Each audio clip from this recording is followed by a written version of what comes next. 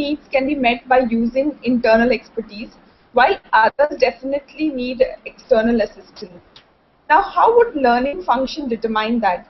If informal training is adequate, or if formal training courses are required, which of the training may be done internally, which needs to be done externally? So how would you identify that or determine that as a learning head? So typically you look at, if you remember in the initial that we talked about knowledge and experience being one bucket in which you can look at your learning needs, right? So when you're looking at knowledge and experience, immense amount of that knowledge and experience is already lying there within an organization. So it is important for your learning needs analysis team or your learning development team to go back and look at what are the kinds of expertise that is actually lying there within the organization. So we have a good grasp of the internal expertise and who are these guys, who are these employees, who are these women who are extremely good at what they do in terms of their expertise and knowledge and for a wide range of experiences. Now, a lot of this can be shared internally through webinars, through knowledge sharing sessions. You can incentivize some of these sessions.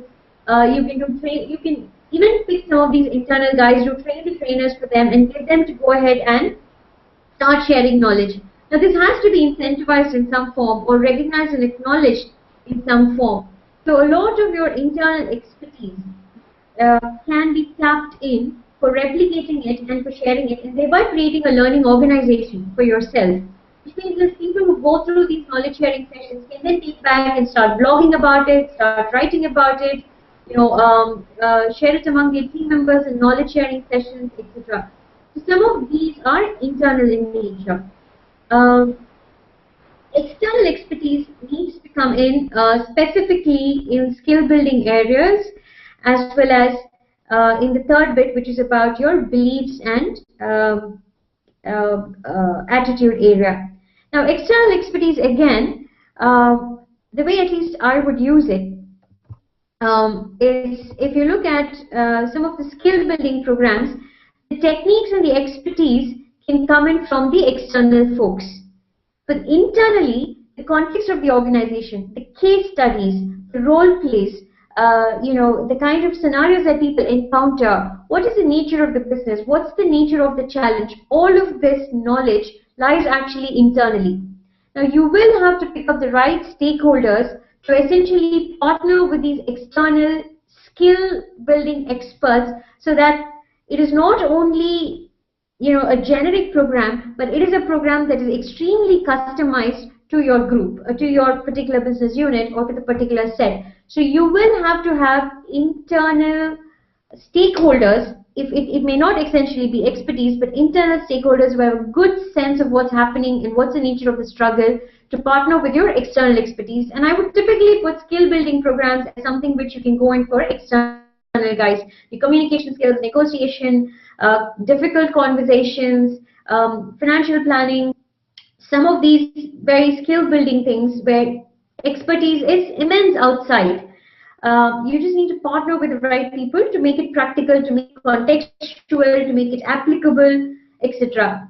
You will also have to have good coaches and mentors to support your learning needs analysis, and your coaches and mentors are essentially internal to the organization.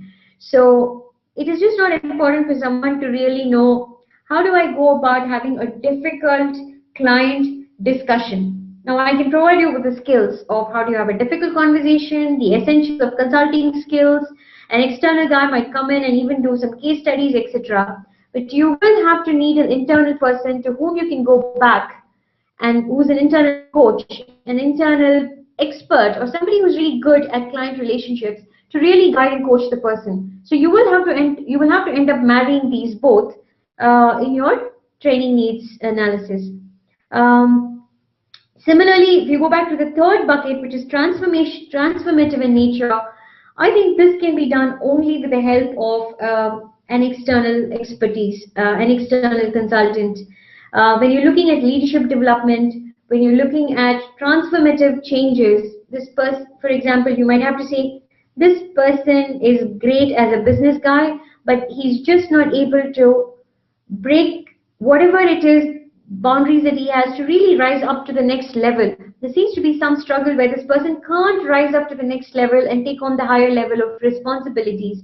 Now, it's not about capabilities really. I think at that particular point your learning needs analysis will, and your conversations will really throw out issues of beliefs, attitudes, mindsets, not confident enough, not being sure, can't counter authority, etc. So some of these little things which are very, very fundamental to an individual, which are at an attitude level, can be worked with only with an external consultant, because it's about opening up, it's about allowing oneself to be vulnerable, it's about being able to not worry about safety, not worry about how does it happen. If I have to talk about my problems and my struggles to an internal person, it just can't happen. I think people are too guarded. It has to happen only with an external expertise, an external consultant, a neutral party who comes in.